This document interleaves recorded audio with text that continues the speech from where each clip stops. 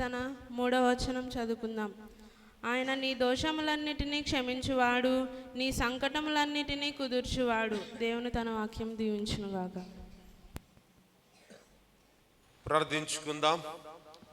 ప్రభు సన్నిధిలో మనమందరము చేరి దినం మొదలుకొని ఆరాధన దినం వరకు కాచి కాపాడి నీ సజీవ లెక్కలో మమ్మల్ని ఉంచావు ప్రభువా.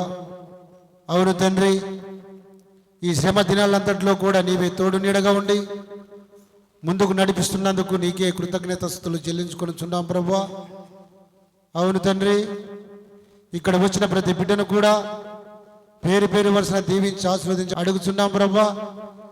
ఇక్కడ వచ్చిన ప్రతి బిడ్డలను కూడా దీవించి ఆశీర్వదించి బలపరిచి నీ కృపలో వాడుకుంటామని యేసు దివ్యమైన నామములో అడిగి వేడుకొనుచున్నాము తండ్రి, ఆమేన్. సమయములో కొద్ది నిమిషాలు దేవుని వాక్యమును మనము ధ్యానించుకుందాం. మన మధ్యలో పాస్టమ్మ గారు రేపు జ్యోతి గారు కొద్ది నిమిషాలు దేవుని వాక్యం అందిస్తారు. విని విశ్వసిస్తూ దేవుడిచ్చే గొప్ప దీవెనలు మేలులు పొందాలని ప్రభువును తెలియజేస్తూ ఉన్నాం. ఈ సమయాన్ని మన మధ్యలో పాస్టమ్మ గారికి అప్పగిస్తూ ఉన్నాం.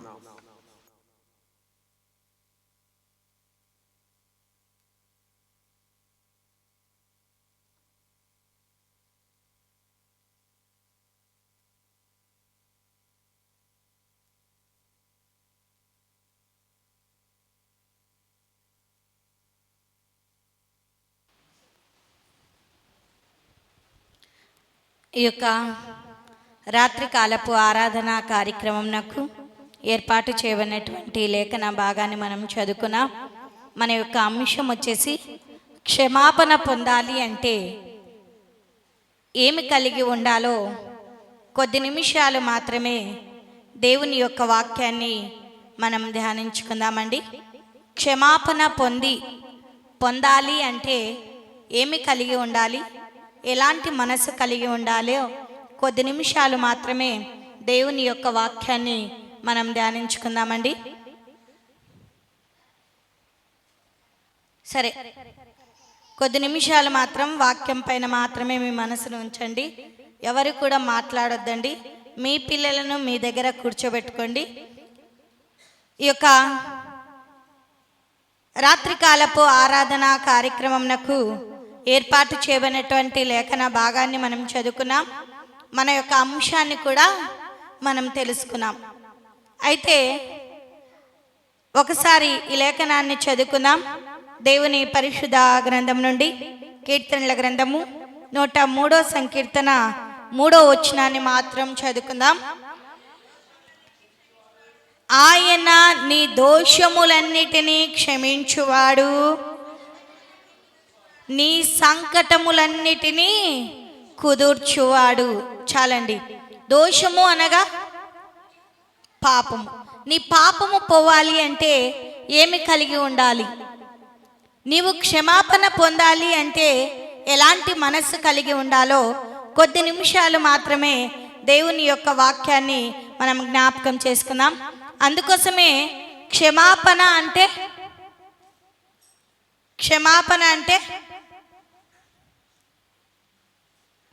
పాపము అనగా మనం పాపులము.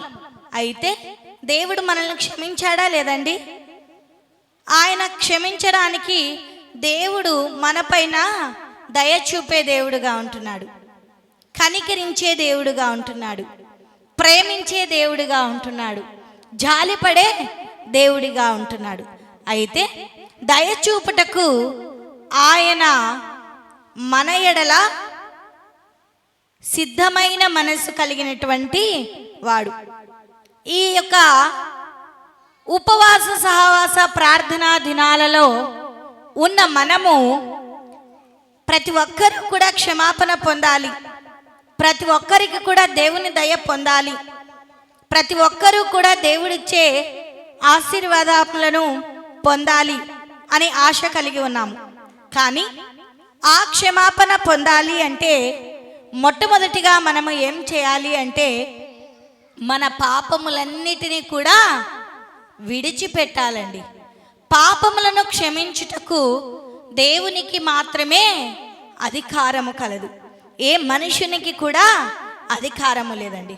నువ్వు పాపివి, నీ పాపములు క్షమింపబడాలి అంటే పాపమును క్షమించుటకు దేవునికి మాత్రమే అధికారము కలదు. ఈ భూమి మీద ఎవరికి కూడా పాపములను క్షమించే అధికారము లేదండి.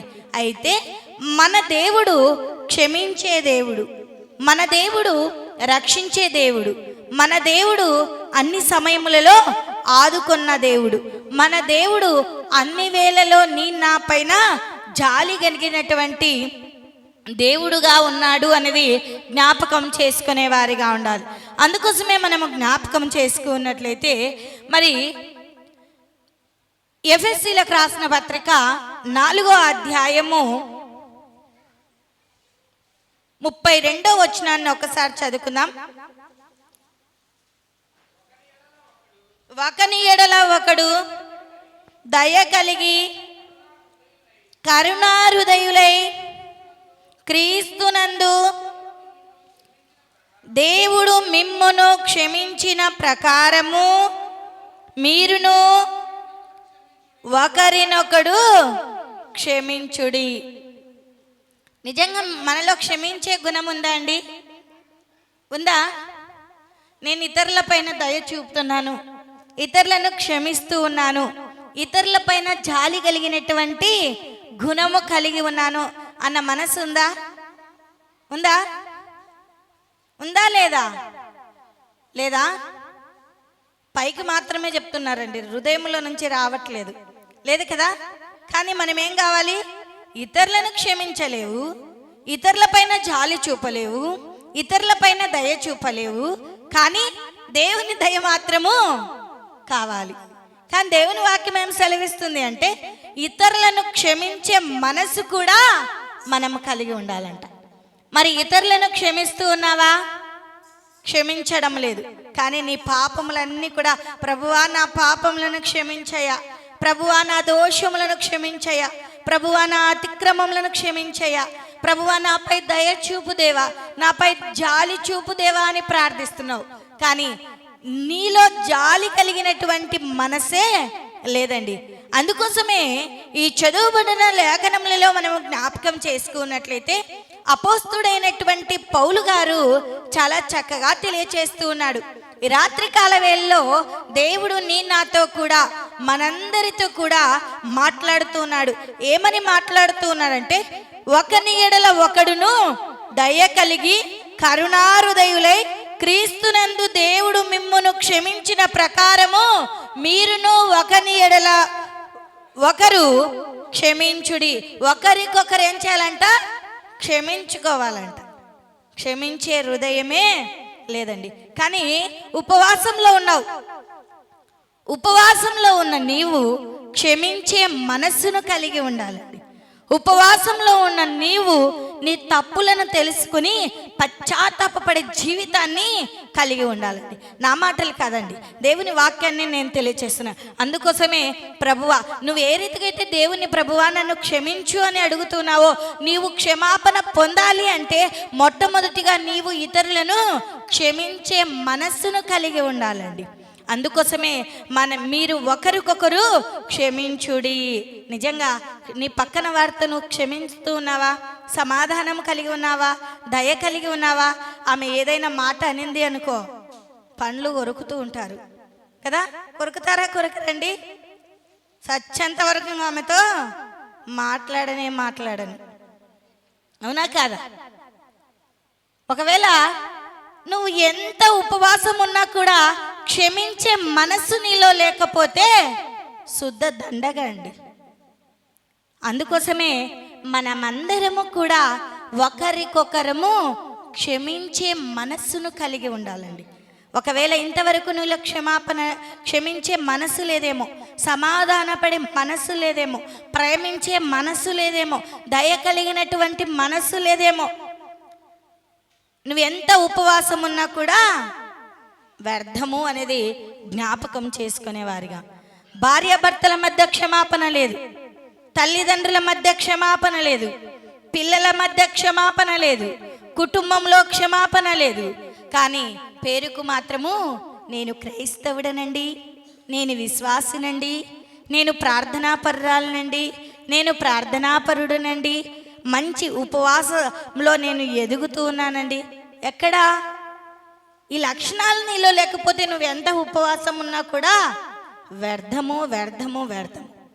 అందుకోసమే క్షమించే మనస్సును కలిగి మనం జీవించాలి. క్షమాపణ పొందాలి అంటే ఇతరులను క్షమించే మనస్సు కలిగి ఉండాలి. అప్పుడే దేవుని యొద్ద నుండి నీవు నేను క్షమాపణ పొందగలుగుతాము అనేది జ్ఞాపకము చేసుకునే వారిగా ఉండాలి. రెండవదిగా మనము జ్ఞాపకం చేసుకున్నట్లయితే కీర్తనల గ్రంథము 32వ సంకీర్తన 5వ వచనాన్ని ఒకసారి చదువుకుందాం. కీర్తనల గ్రంథము 32వ సంకీర్తన. నా దోషములను కప్పుకొనక నీ ఎదుట నా పాపమును ఒప్పుకుంటిని, యెహోవా సన్నిధిని నా అతిక్రమములను ఒప్పుకొందుననుకొంటిని. నీవు నా పాప దోషమును పరిహరించి ఉన్నావు. చాలమ్మా, చాలన్న. ఈ చదువుకున్న లేఖనములలో మనము జ్ఞాపకం చేసుకున్నట్లయితే ఇక్కడ కీర్తనాకారుడైనటువంటి దావీదు గారు చాలా చక్కగా దేవునికి ప్రార్థిస్తూ ఉన్నట్లు మనం చూస్తూ ఉన్నాం. చాలా చక్కగా దేవుణ్ణి అడుగుతూ ఉన్నట్లు మనం చూస్తూ ఉన్నాం. చాలా చక్కగా దేవునికి మొరపెడుతూ ఉన్నట్లు మనం చూస్తూ ఉన్నాం. ఏమని మొరపెడుతూ ఉన్నారంటే, ఏమని మొరపెడుతున్నానండి?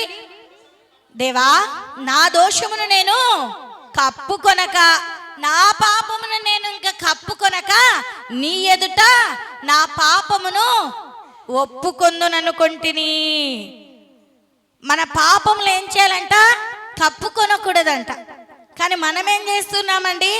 ఉపవాసం ఉన్నావు, ప్రార్థనలో ఉన్నావు, విశ్వాసవే, క్రైస్తవుడివే, భక్తిపరుడివే, కానీ పాపమును మాత్రము ఒప్పుకోవడం లేదండి.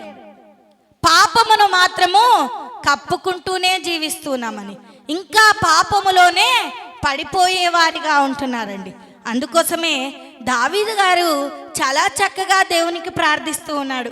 దోషములను కప్పుకొనక పాపములను ఒప్పుకొని విడిచిపెట్టాలి అని ఈ రాత్రికాల వేళలో దేవుడు నీ నాతో కూడా హెచ్చరిస్తున్నాడు. ఒకవేళ ఇంతకాలము నీవు తెలిసో తెలియకో నీ పాపములను నువ్వు కప్పుకొని ఉన్నావేమో, నీ పాపములను నువ్వు ఒప్పుకోలేదేమో, దేవుని సన్నిధానంలో నీ అతిక్రమములను నువ్వు ఒప్పుకోలేదేమో, ఇక నుంచైనా, ఈ సమయము నుంచైనా, ఈ దినము నుంచైనా నీ నా పాపములను దేవుని సన్నిధానంలో ఒప్పుకొని విడిచిపెట్టే వారంగా ఉండాలి.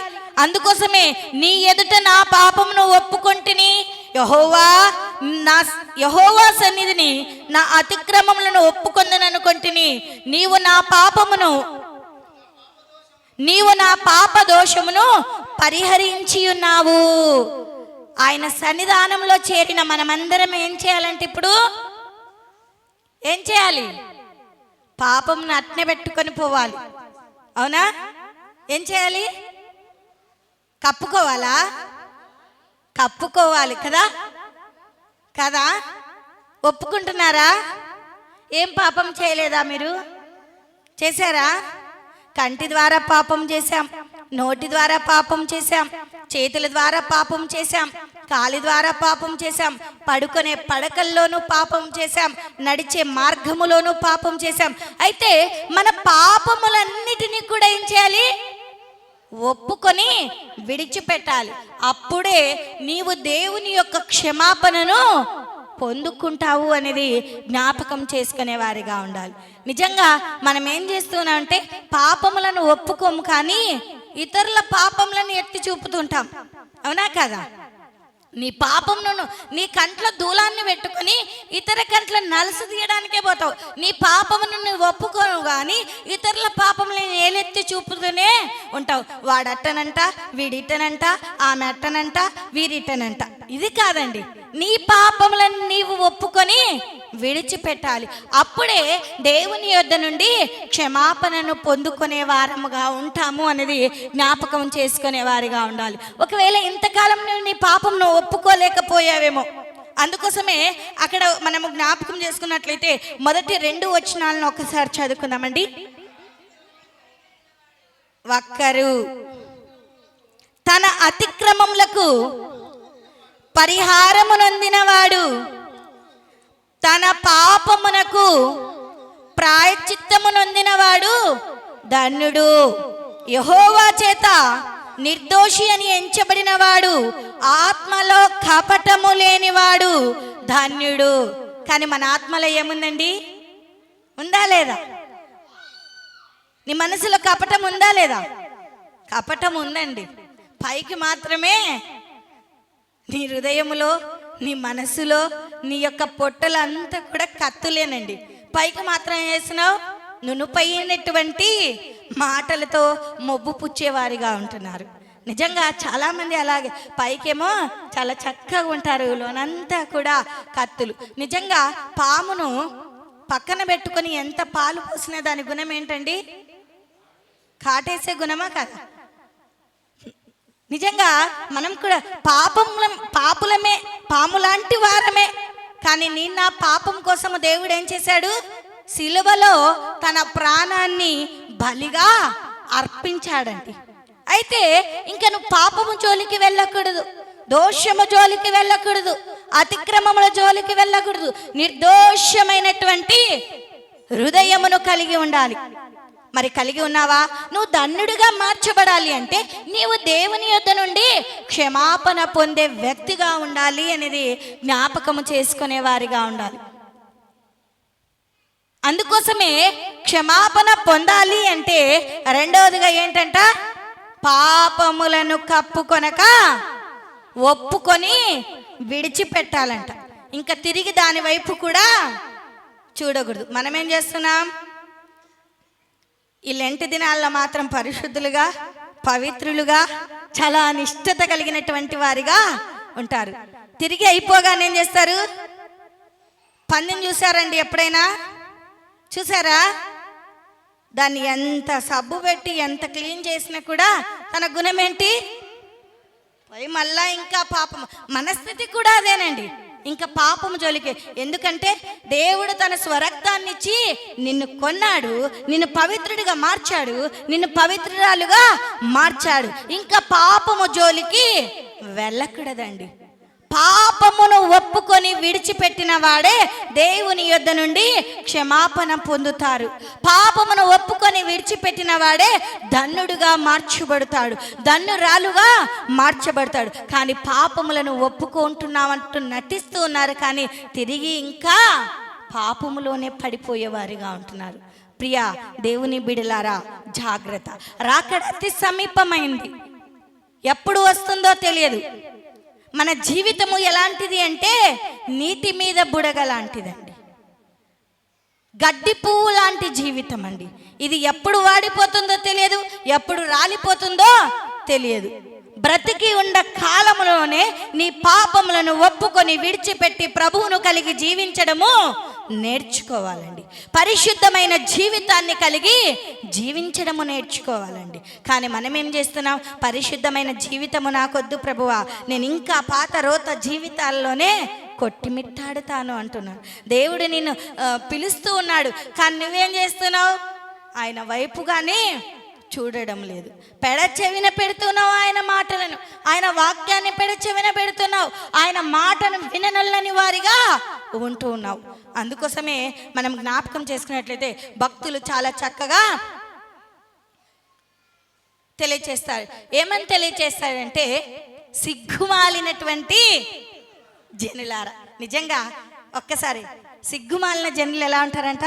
వారికి ఎంత చెప్పినా కూడా సిగ్గులేని బతికే జీవిస్తూ ఉంటారండి. అవునా కదా? మన జీవితాలు కూడా అలాగే ఉన్నాయేమో ఒక్కసారి జ్ఞాపకం చేసుకో. గాలికి ఎగిన పొట్టు వలె ఉందురు అని లేఖనములలోనే మనం చూస్తుంటున్నాం. అందుకోసమే మనమందరము కూడా ఈ యొక్క లెంట్ దినాల్లో మన దేవుని యొద్ద నుండి క్షమాపణ పొందాలి అంటే మొట్టమొదటిగా క్షమించే మనసును కలిగి ఉండాలి.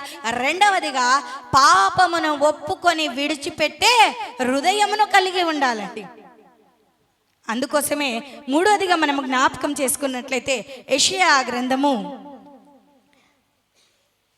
55వ అధ్యాయము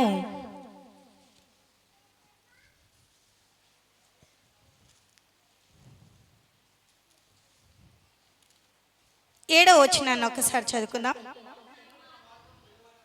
భక్తిహీనులు తమ మార్గమును విడవవలెను,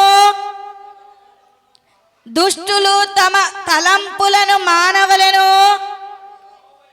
వారు యెహోవా వైపు తిరిగిన ఎడల ఆయన వారి యందు జాలిపడును. వారు మన దేవుని వైపు తిరిగిన ఎడల ఆయన బహుగా క్షమించును. చాలమ్మా. ఈ చదవబడిన లేఖనములలో మనము జ్ఞాపకం చేసుకున్నట్లయితే ఏమి కలిగి ఉండాలి అంటే, క్షమాపణ పొందాలి అంటే నువ్వు ఏదేదో చేయాల్సిన అవసరం లేదు. క్షమాపణ పొందాలంటే దాన ధర్మం చేయాల్సిన అవసరం లేదు. క్షమాపణ పొందాలి అంటే ఏదో చేయాల్సినటువంటి బలులు అర్పించాల్సిన అవసరం లేదు. ఏం చేయాలంట? కేవలము దేవుని వైపు తిరిగితే చాలంట క్షమాపణ పొందుకుంటావంట. నీ పాత రోత జీవితాన్ని వదిలి దేవుని వైపు తిరిగితే చాలండి, దేవుని ఇచ్చే క్షమాపణను పొందుకుంటావు అని లేఖనములలోనే మనం చూస్తున్నాం. అందుకోసమే అక్కడ మనం జ్ఞాపకం చేసుకున్నట్లయితే భక్తిహీనులు తమ మార్గమును విడవలెను. ఏమంటున్నాడండి? మనం భక్తిహీనులమేనండి, పేరుకు మాత్రం భక్తిపరులమని చెప్పుకున్నాం. భక్తిహీనులు తమ మార్గమును విడవవలెను, దుష్టులు తమ తలంపులను మానవలెను. వారు యెహోవా వైపు తిరిగిన ఎడల వారి యందు జాలిపడును. మన తలంపులను మానాలంట, మన తలంపులను విడవవలంట, మన మార్గమును విడవాలంట. అప్పుడు దేవుని వైపు తిరిగిన ఎడల దేవుడు మన యందు ఏం చేస్తాడండి? జాలి పడతాడంట. అంత మాత్రమే కాకుండా ఆయన సంతోషించే దేవుడిగా ఉంటున్నాడు, ఆయన క్షమించే దేవుడిగా ఉంటున్నాడు. నిజంగా దేవుని ప్రతి ఒక్కరికి కూడా దేవుని యొద్ద నుండి క్షమాపణ పొందాలి అని ఆశ ఉందండి. కానీ ఆశకు తగిన జీవితాన్ని జీవించడం లేదండి. అవునా కాదా? ఒక్కసారి మనల్ని మనము ఆత్మ పరిశీలన చేసుకునే వారిగా ఉండాలి అని ప్రభునామంన తెలియజేస్తున్నా. నిజంగా నీవు నేను దేవుని వైపు తిరగలేనటువంటి వారిగా ఉంటున్నామేమో, దేవుని సన్నిధానంలో ఉన్నాం, దేవుని మాటను వినని వారిగా ఉంటున్నామేమో, దేవుని సన్నిధానంలో ఉన్నావు, దేవుని వైపు తిరగలేనటువంటి కుమారుడిగా కుమార్తెగా నువ్వున్నావేమో. ఇక నుంచి అయినా, ఈ దినము నుంచి అయినా దేవుడు నీ ఎడల జాలి పడాలి అంటే దేవుని వైపు తిరగాలండి. నువ్వు దేవుని వైపు తిరగాలి అంటే నీ యొక్క ఏమనాలంట? భక్తిహీనులు తమ మార్గమును విడవాలంట. భక్తిహీనత అనే మార్గములను విడవాలంట. నీ తలంపులను కూడా మానుకోవాలంట. మానుకొని నువ్వు దేవుని వైపు తిరిగితే దేవుడు నిన్ను క్షమిస్తాడంట, నీ యందు సంతోషిస్తాడంట, దేవుడు నీ యందు జాలి పడతాడంట. కానీ దేవుని జాలిని కోరుకోవడం లేదు, కానీ మనుషుల జాలిని, మనుషుల దయను కోరుకుంటూ పాపంలో మగ్గిపోయి ఎక్కడి నుంచి తెచ్చుకుంటున్నాం? నిత్య నరకాగ్ని కొని తెచ్చుకునే వారిగా ఉంటున్నాం. అందుకోసమే ఒక్కసారి మనలను మనము ఆత్మ పరిశీలన చేసుకునే వారిగా ఉండాలి అని ప్రభునామంన తెలియజేస్తూ ఉంటున్నాను. 4వదిగా మనము జ్ఞాపకం చేసుకున్నట్లయితే యాకోబు రాసిన పత్రిక 5వ అధ్యాయము 16వ వచనాన్ని ఒకసారి చదువుకుందామండి. యాకోబు రాసిన పత్రిక, విశ్వాస సహితమైన ప్రార్థన ఆ రోగిని స్వస్థపరచును, ప్రభు అతన్ని లేపును. అతడు పాపములు చేసిన వాడైతే పాప క్షమాపణ నందును. నా మాటలు కాదండి, దేవుని వాక్యాన్ని నేను తెలియజేసిన. ఏంటంట 4వదిగా క్షమాపణ పొందాలి అంటే ఏం కలిగి ఉండాలంట? విశ్వాస సహితమైన ప్రార్థన చేయుట వలన పాప క్షమాపణ పొందుకుంటామంట. అందుకోసమే ఇక్కడ చాలా చక్కగా మీ పాపములను ఒకరితోనొకడు ఒప్పుకొనుడి, మీరు స్వస్థత పొందినట్లు ఒకరి కొరకు ఒకరు ప్రార్థన చేయాలంట. చేస్తున్నారండి. సేవకులు మనకు చాలా చక్కగా హెచ్చరిస్తున్నారు. బలహీనులో ఉన్న వారి కొరకై, అంత మాత్రమే కాకుండా దుఃఖ సాగరంలో ఉన్న కుటుంబాల కొరకై, అంత మాత్రమే కాకుండా సంఘమంతటి కొరకై ప్రార్థన చేయండి అంటున్నాడు. కానీ మనం ఏం చేస్తున్నాం? వారి పేర్లను చేయం, కానీ ఊరంతా తిరిగి వస్తున్నాం, ఇంకా ఆడికే స్టాప్ చేస్తాం. అవునా? బలహీనలో ఉన్న వారి కొరకు అంటే ఒక్కరి పేరైనా కూడా జ్ఞాపకం చేసుకోరండి. ఊరంతా తిరిగి వస్తాం, దేశాలంతా తిరిగి వస్తాం, కానీ ఏ నామంలో ప్రార్థన చేస్తున్నామో కూడా తెలియదు. యేసు నామంలో కూడా అనడం లేదండి. చాలామందిని నేను జ్ఞాపకం చాలాసార్లు ప్రార్థనలు గమనిస్తూ ఉంటాను.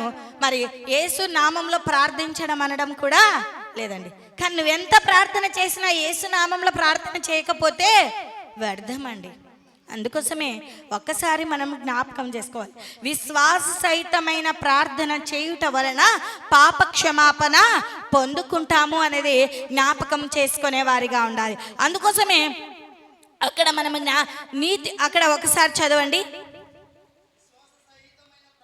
విశ్వాస సహితమైన ప్రార్థన ఆ రోగిని స్వస్థత పరచును, ప్రభు అతన్ని లేపును, అతడు పాపములు చేసిన వాడైతే పాప క్షమాపణ పొందును. విశ్వాసంతో నువ్వు ప్రార్థన చేసావనుకో, అతడు పాపం చేసినాడు అనుకో, పాప క్షమాపణ పొందుతాడు అనేది లేఖనములలోనే మనం చూస్తూ ఉంటున్నాం. అందుకోసమే మనం జ్ఞాపకం చేసుకున్నట్లయితే మనమందరం కూడా విశ్వాస సహితమైన ప్రార్థన చేసేవారంగా ఉండాలి అని ప్రభు నామంన తెలియజేశాం. నిజంగా విశ్వాసం ఎప్పుడు వస్తుందండి? ఏం వినాలి? ముసలమ్మ ముచ్చట్లనా, మనుషుల మాటలనా, పక్కింటి వారి మాటలనా, వారు ఏం చేస్తున్నారు, వీరేం చేస్తున్నారు, అవి కాదండి. ఈ లెంట్ దినాల్లో నువ్వెలా ఉండాలంటే దేవుని యొక్క గ్రంథమును చేతబట్టుకొని ప్రతి దినము కూడా నెనరు వేసుకునే బిడ్డగా ఉండాలండి. కానీ నువ్వేం చేస్తున్నావు? విశ్వాసం లేక, దేవుని వాక్యాన్ని చదవలేక, ముసలమ్మ ముచ్చట్లకు సమయాన్ని ఇచ్చి సమయాన్ని పోగొట్టుకుంటున్నావు. ఉపవాసం ఉన్నావు కానీ ప్రార్థనలో ఎదగడం లేదండి. ఉపవాసం ఉన్నాం, టైం అయ్యేంత వరకు నిద్రపోతున్నారండి. ఉపవాసం ఉన్నాం, ఏం చేస్తున్నారండి? ముసలమ్మ ముచ్చట్లను పెడతారండి. ఉపవాసం ఉన్నాం, మొహం కడిగితే ఎక్కడ ఆకలి అవుతుందని మొహం కూడా కడగకున్నటువంటి వారు ఉంటారండి. నిజంగా ప్రియ దేవుని బిడలారా, ఉపవాసం ఉన్నవారు చాలా క్రమం పద్ధతిలో ఉండాలండి. కానీ నువ్వు ఎలా ఉన్నావో ఒక్కసారి నిన్ను నీవు ఆత్మ పరిశీలన. ఉపవాసం ఉన్నట్లు నువ్వు ఇతరులకు కనబడాల్సినటువంటి అవసరత లేదండి. ఉందా? ఎవరికి కనపడాలి? దేవునికి మాత్రమే తెలియాలి. కానీ చాలామంది ఉపవాసం ఉన్నారని నీరసించిపోయేవారిగా ఉంటున్నారు. అవునా కదా? ఉపవాసం ఉన్నామని ఆ టైం వరకు పని చేసుకోకుండా నిద్రపోయేవారిగా ఉంటున్నారు. అది కాదండి. దేవుని వాక్యం చాలా చక్కగా, ఒకవేళ దేవుని చిత్తం అయితే ఉపవాస ప్రార్థనలో దేవుని వాక్యాన్ని మనం ధ్యానించుకుందామండి.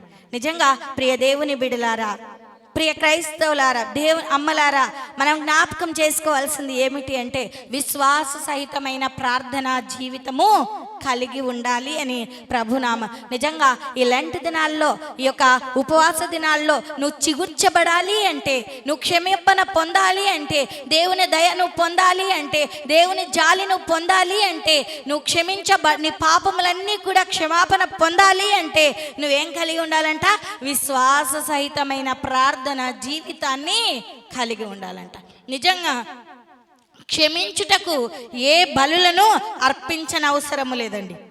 నిజంగా నీ పాపం పోవాలని పొట్టేలు కోయాలా? నీ పాపం పోవాలని కోలను కోయాలా? ఏ బలులు అవసరము లేదండి. విరిగి నలిగిన హృదయము ఆయనకి ఇష్టమైనటువంటి బలి అండి.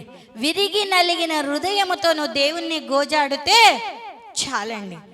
అదే నీ జీవితాన్ని ధన్యకరంగా మార్చుతూ ఉంది అనేది జ్ఞాపకం చేసుకునే వారిగా ఉండాలి అని ప్రభు నామంన తెలియచేస్తూ ఉంటున్నాను. అందుకోసమే మన అంశం ఏంటండి? నేను ముగించేశాను. క్షమాపణ పొందాలి అంటే ఏమి చేయాలి? ఏం చేయాలి?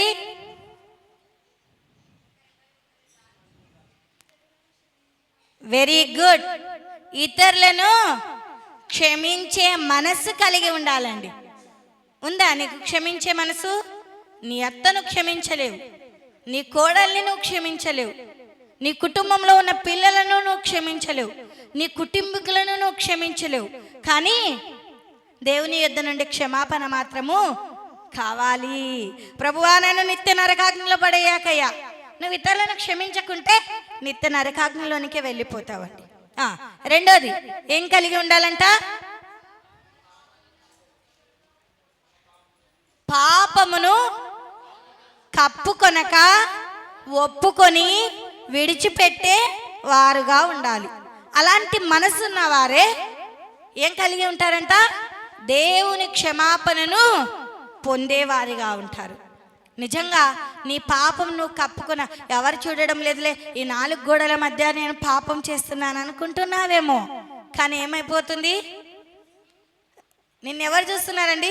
ఒకవేళ ఈ మనుషులు చూడకపోవచ్చు, నువ్వు చేసే పాపము, నువ్వు ఆలోచించే ఆలోచనలు, నీ తలంపులు అన్నీ కూడా హృదయ రహస్యాలు ఎరిగినటువంటి దేవునికి తెలుసండి.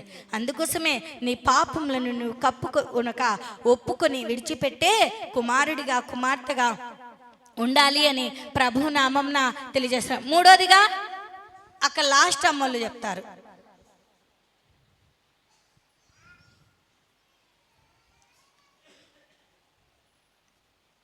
అర్థం కావడం లేదా? తొందరగా చెప్తున్నానా? నేను చెప్పేది అర్థమవుతుందమ్మా? మూడోది ఏంటండి? దేవుని వైపు తిరిగితే చాలంట క్షమాపణ పొందుకుంటావంట. భక్తిహీనులు తమ మార్గమును విడిస్తే చాలంట క్షమాపణ పొందుకుంటారంట. నీ తలంపులను మానుకుంటే చాలంట క్షమాపణ పొందుకుంటా. కేవలం దేవుని వైపు తిరిగితే చాలండి క్షమాపణను పొందుకుంటావు. నాలుగోది ఏం చేయాలంట? విశ్వాస సహితమైన ప్రార్థన జీవితాన్ని కలిగి ఉండాలంట. ఈ లెంటు దినాల్లోనే కాదండి, మన విశ్వాస యాత్ర అంతటిలో కూడా విశ్వాస సహిత ప్రార్థన జీవితాన్ని కలిగి జీవించే వారిగా ఉండాలి.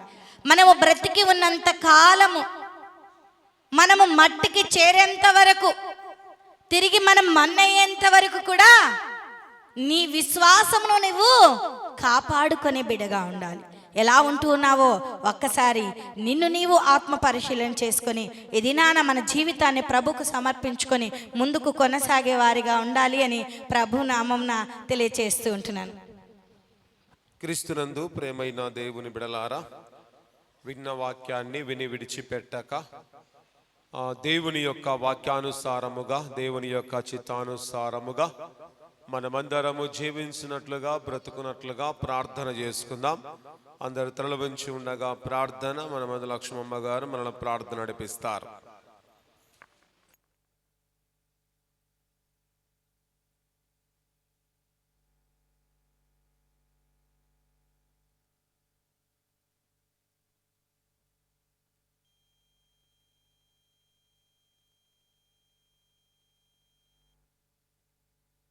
జీవం గలనైనా సర్వంతరంగా మెరిగిన తండ్రినైనా ఉపవాసం దినంలోనైనా ఇది నీ శ్రాంతి దినమునైనా రాత్రి కాల సమయంలో అమ్మగారు చెప్పిన ప్రతి మాటను తండ్రి నైనా క్షమించే మనసు హృదయాలు సహాయం చేయ తండ్రి. అయ్యా ఈ క్షమించిన మనసు ఉంటే వ్యర్థమని సెలవిచ్చినట్టునైనా నీ లేఖనలో సెలవిచ్చినట్టు నా ప్రభా నీకు వందనాలు స్తోత్రాలునైనా. పాపం అనే జీవితాన్ని విడిచిపెట్టి నైనా కప్పుకునకుండగానైనా యథార్థమైన జీవితాన్ని నేను నీ చేతికి ఒప్పుకొని జీవించే ధన్యత నీ కృపని మాకు అందరికీ దీవించి ఆశీర్వదించి కనపరిచే దేవుడు తండ్రి నీ పాదాలకు వందనాలు స్తోత్రాలనైనా. మాలోనే నేను అపితమైన పాపంలో ఉంటే నైనా దయతో తీసివేసినైనా మా హృదయాలనైనా నువ్వే అంటుకట్టే భాగ్యము ధన్యతని కృపని మాకు దయచేయి తండ్రి నీకే వందనాలునైనా. పాపం అనేది మనలోనే ఉంటే, అపరాధం అనేది మనలోనే ఉంటే దోషం నన్ను తీసివేయినా తండ్రి నీకే వందనములు స్తోత్రాలు తండ్రి. విశ్వాసం లేని జీవితము వ్యర్థమని